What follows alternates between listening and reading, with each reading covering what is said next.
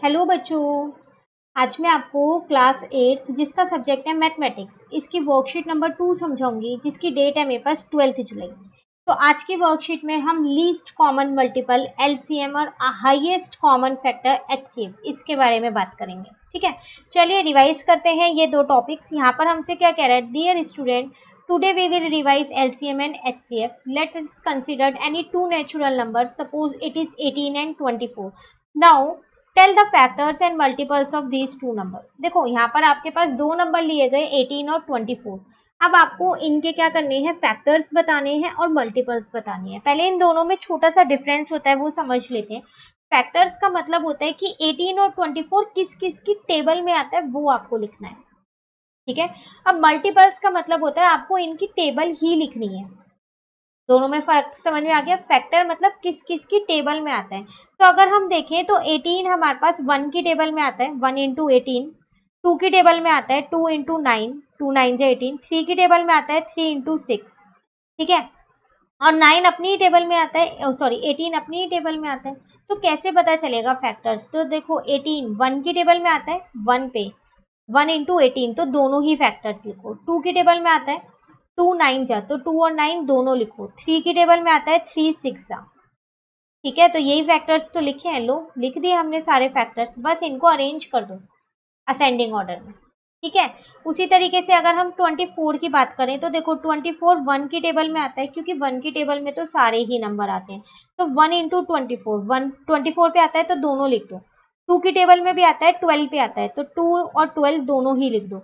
3 की टेबल में 8 पे आता है तो 3 और 8 दोनों लिखोगे आप। ठीक है, 4 की टेबल में आता है, बिल्कुल आता है 4 6 जा तो 4 और 6 दोनों ही नंबर लिखोगे।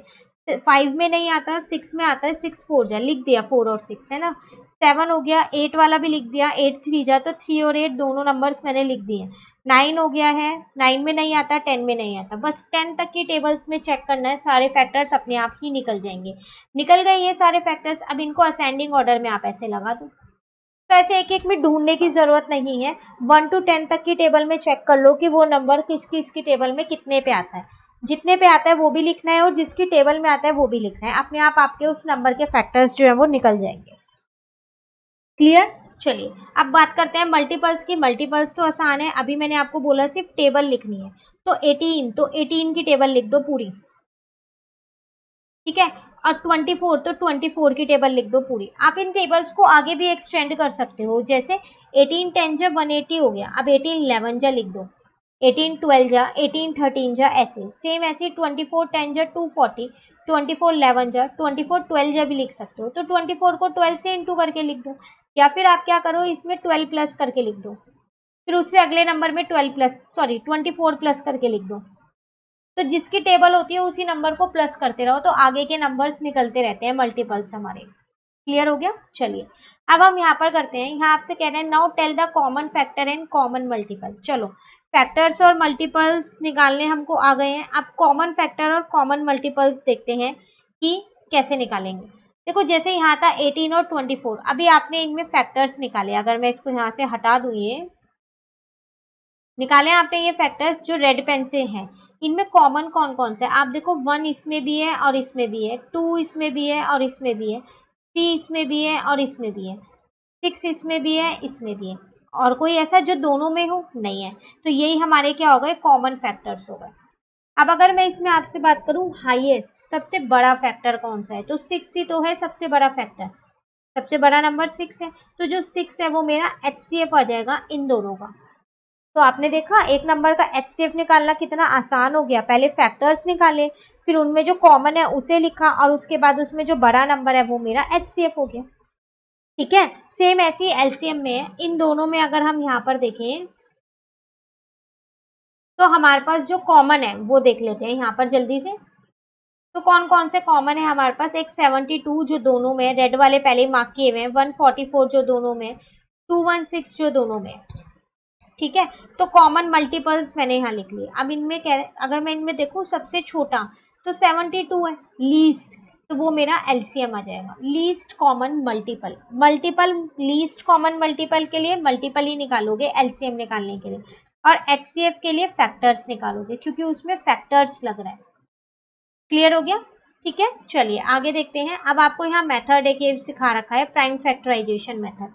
इसको समझाने से पहले मैं आपको एक चीज बताना चाहूंगी। मैंने इस HCF और LCM इन दोनों ही टॉपिक पे पूरे कंसेप्ट की एक एक वीडियो बना रखी है, जिसमें मैंने आपको HCF और LCM का हर एक मेथड से सिखाया है कि कैसे आप प्राइम फैक्टराइजेशन, कॉमन मल्टीपल या कॉमन फैक्टर या फिर डिवीजन मेथड से HCF और LCM निकाल सकते हैं।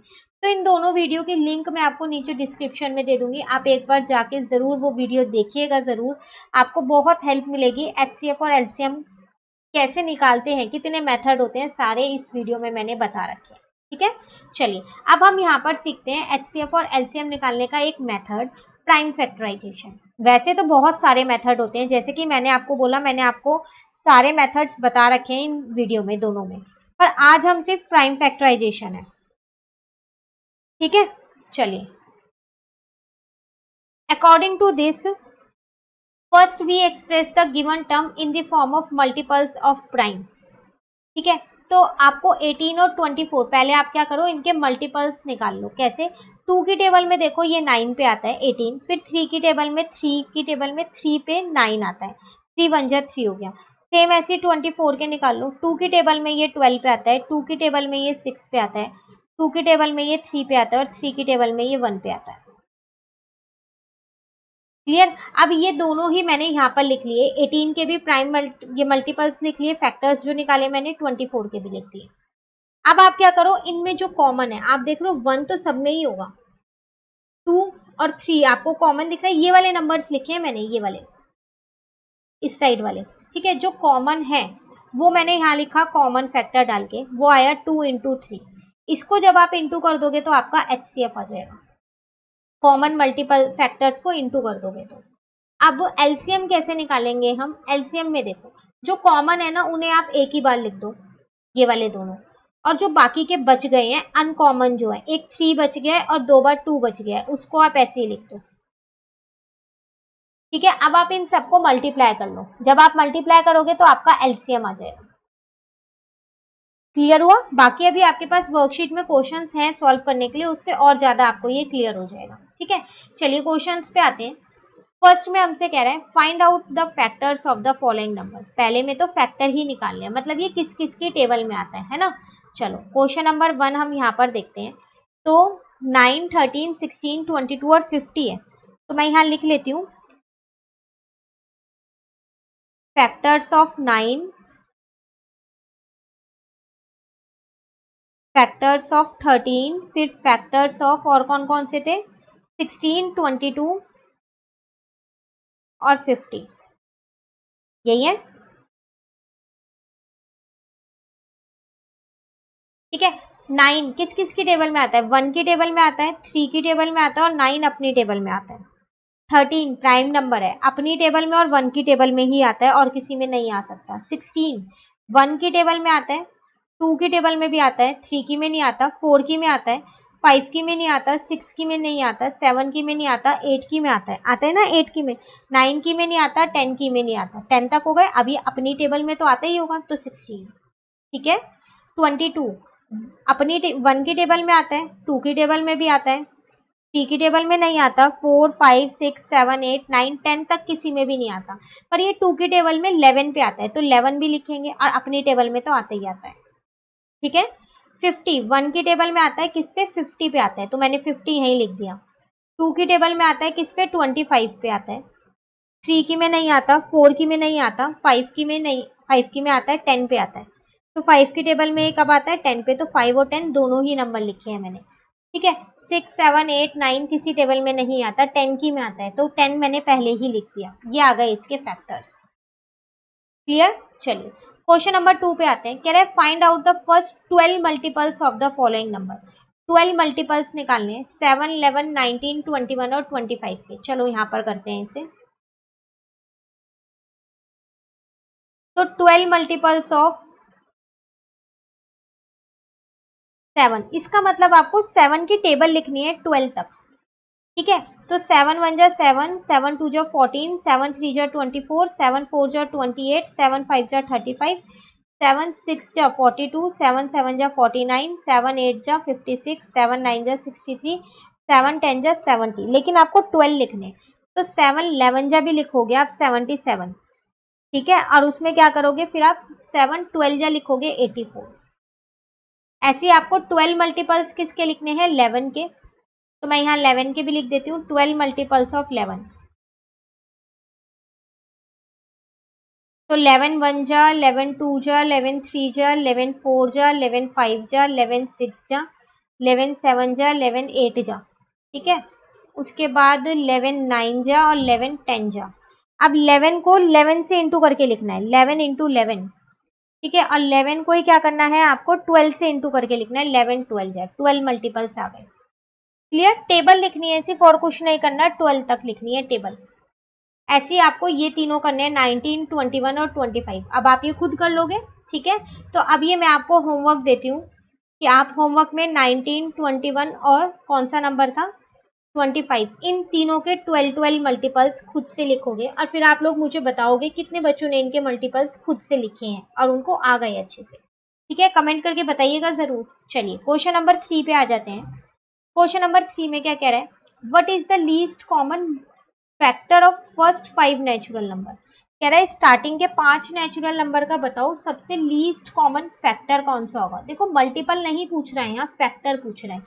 सबसे पहली बात तो अगर मैं 5 नेचुरल नंबर लूं,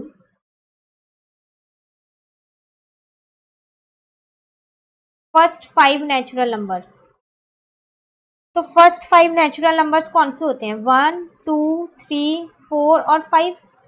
जो 1 से शुरू होते हैं वही नेचुरल नंबर होते हैं। अब देखो आपको क्या करना है पता है, इसमें लीस्ट कॉमन फैक्टर निकालना है, ऐसा फैक्टर जो इन सबको इजीली डिवाइड करें।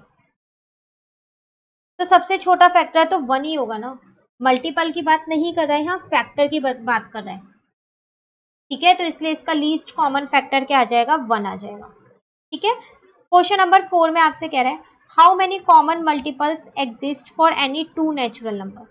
दो नेचुरल नंबर के बीच में कितने कॉमन मल्टीपल्स होते हैं। तो इसका आंसर तो हम यहाँ भी लिख सकते हैं, इनफाइनाइट कॉमन मल्टीपल्स होते हैं। जैसे अगर मैं 5 और 6 लूँ एग्जाम्पल में, तो 5 के जो मल्टीपल्स होंगे बहुत सारे होंगे, ऐसे 6 के भी मल्टीपल्स होंगे, उनमें कॉमन मल्टीपल्स कितने हो सकते हैं, बहुत सारे। जैसे 5 की टेबल में भी 30 आता है, 6 की टेबल में भी आता है, 5 की टेबल में भी 60 आता है, 6 की में भी आता है, 5 की टेबल में 120 आता है, 6 की में भी आता है, 6 की में भी 180 आता है, 5 की में भी 180 आता है। ऐसे तो बहुत सारे मल्टीपल्स हैं जो इन दोनों में कॉमन होंगे, है ना। तो इनफाइनाइट कॉमन मल्टीपल्स हो सकते हैं दो नेचुरल नंबर के बीच में, ठीक है। चलिए क्वेश्चन नंबर 5 पे आते हैं। Find out the HCF and LCM of the following number. HCF और एलसीएम निकालना है, प्राइम फैक्टराइजेशन से सीखते हैं। चलो यहाँ 3 and 8 फर्स्ट वाला आपको यहाँ दे रखा है, तो पहले 3 के निकालते हैं। यहाँ पर 3 तो प्राइम नंबर है, सिर्फ अपनी ही टेबल में आता है। 8 2 की टेबल में आता है, 2 4 जा, 2 2 जा और 2 1 जा, ठीक है। अब यहाँ पर लिख लेते हैं 3 के आए 1 इंटू 3 और 8 के आए हमारे पास 1 इंटू 2 इंटू 2 इंटू 2। ये वाले नंबर्स लिखते हैं हमेशा, 1 की टेबल में सारे आते हैं इसलिए 1 लिखा है। तो एचसीएफ जो कॉमन होगा, आप देखो इनमें कुछ भी कॉमन नहीं है, नहीं है ना कुछ भी कॉमन, 1 ही कॉमन है तो 1 आ जाएगा। एलसीएम बाकी जो बचे हुए नंबर हैं जो कॉमन है उसे एक बार लिख लिया, बाकी सबको हमने यहाँ पर एज इट इज लिख दिया। तो 2 2 जा 4 2 जा 8 और 8 को हमने 3 से मल्टीप्लाई किया तो 24 मेरा यहाँ पर एलसीएम आ गया। Clear first part. चलिए सेकेंड पार्ट और देखते हैं यहाँ पर। तो सेकेंड में आपसे कह रहा है 4 and 12। तो 4 के जब मैंने फैक्टर्स निकाले तो 2 2 जा और 2 1 जा हो जाएगा। 12 के प्राइम फैक्टराइजेशन से निकाले तो 2 6 जा, 2 3 जा और 3 1 जा हो जाएगा, ठीक है। अब लिख लेते हैं 4 के आपके पास आए 2 इंटू 2, देखो 1 आप आगे लिखो ना लिखो एक ही बात है, और इसके आए 2 इंटू 2 इंटू 3। तो ये तो कॉमन है, ये भी कॉमन है, तो जो कॉमन होता है वही तो एचसीएफ है। 2 इंटू 2 तो 4 आपका एचसीएफ है। और एलसीएम कैसे निकलेगा, जो कॉमन है उन्हें तो एक ही बार लिखना है, इन दोनों 2 का एक 2 और इन दोनों 2 का एक 2, और जो अनकॉमन है उसे ऐसे ही लिख। तो 2 2 जा 4 और 4 3 जा कितना हो जाएगा 12। तो आपका आंसर कितना आ जाएगा यहाँ पर 12, ठीक है। बाकी मैंने बिल्कुल अच्छे से बड़े बड़े नंबर्स लेके भी 2 2 3 3 नंबर लेके भी ये कंसेप्ट क्लियर कर रखा है, तो आप वीडियो जरूर देखिएगा, ठीक है ना। अब है 15 और 25। चलिए यहाँ करते हैं।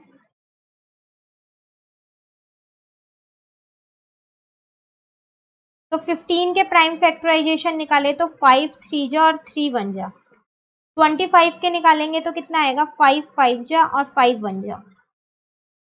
ठीक है, यहाँ लिख लेते हैं 15 के 3 इंटू 5 हो गया और 25 का भी लिख लेते हैं यहाँ पर 5 इंटू 5 हो गया। HCF तो वही होगा जो कॉमन होगा, तो कॉमन दोनों में 5 है तो 5 आ जाएगा। और LCM वो होगा जो कॉमन है वो तो एक ही बार लिखेंगे और जो अनकॉमन है उसे हम ऐसे ही लिख देंगे। ठीक है, तो इसका मतलब 25 को 3 से इंटू करेंगे तो 75 मेरा LCM आ जाएगा। क्लियर। चलिए उसके बाद है 14 एंड 49। तो 14 के प्राइम फैक्टराइजेशन निकालते हैं हम यहाँ पर। तो 2 7 जा और 7 1 जा। 49 के प्राइम फैक्टराइजेशन यहाँ पर निकालते हैं, 7 के टेबल में ही आता है ये, तो 7 7 जा और 7 1 जा। तो 14 के यहाँ पर लिखे तो 2 इंटू में 7 आ गया और 49 के यहाँ पर लिखे तो 7 इंटू में 7 आ गया। जो कॉमन है वो तो मेरा HCF हो जाएगा, जो कि 7 मुझे दिख रहा है कॉमन है, और जो अनकॉमन है प्लस जो कॉमन है वो LCM होगा। तो एक कॉमन वाला 7 यहाँ आ गया और 2 इंटू 7 जो बचे वो यहाँ आ गए। अब हम क्या करेंगे, 49 को 2 से इंटू कर देंगे तो 98 मेरा आंसर आ गया। क्लियर। चलिए लास्ट एक पार्ट रह गया है हमारे पास, 13 और 17। यहाँ करते हैं। दोनों ही प्राइम नंबर है, तो 13 भी अपनी टेबल में आता है और देखें तो 17 भी अपनी टेबल में ही आता है। तो 13 के फैक्टर 1 इंटू 13 ही होगा और 17 के फैक्टर 1 इंटू 17 ही होगा। तो इसमें कॉमन तो कुछ नहीं है सिवाय 1 के, तो HCF तो मेरा 1 ही आ जाएगा। और LCM अनकॉमन वाले हैं 13 और 17 और कॉमन वाला है 1। तो 13 को क्या करेंगे, 17 से इंटू कर देंगे तो 2 2 1 मेरा यहाँ पर LCM आ जाएगा। क्लियर। तो ये था आपके पास लास्ट वाला पार्ट। इसी के साथ आपकी ये वर्कशीट प्लस सारे क्वेश्चंस कंप्लीट हो गए हैं। अब एक छोटा सा क्वेश्चन, होमवर्क क्वेश्चन मैं आपको यहाँ पर देती हूँ, आप मुझे कमेंट करके उसका आंसर जरूर बताइएगा। ठीक है, आपको फैक्टर्स निकालने हैं यहाँ पर, तो आप मुझे बताना कि आपके पास 20 के फैक्टर्स क्या क्या है, किस किस की टेबल में 20 आता है। बहुत ही छोटा सा और बहुत ही आसान क्वेश्चन दिया है। वर्कशीट अगर आपको समझ आई है तो ये आंसर आप मुझे कमेंट करके जरूर बताइएगा और वीडियो को लाइक जरूर कर दीजिएगा। अब नेक्स्ट वर्कशीट जो है वो हम नेक्स्ट वीडियो में करेंगे। Thank you.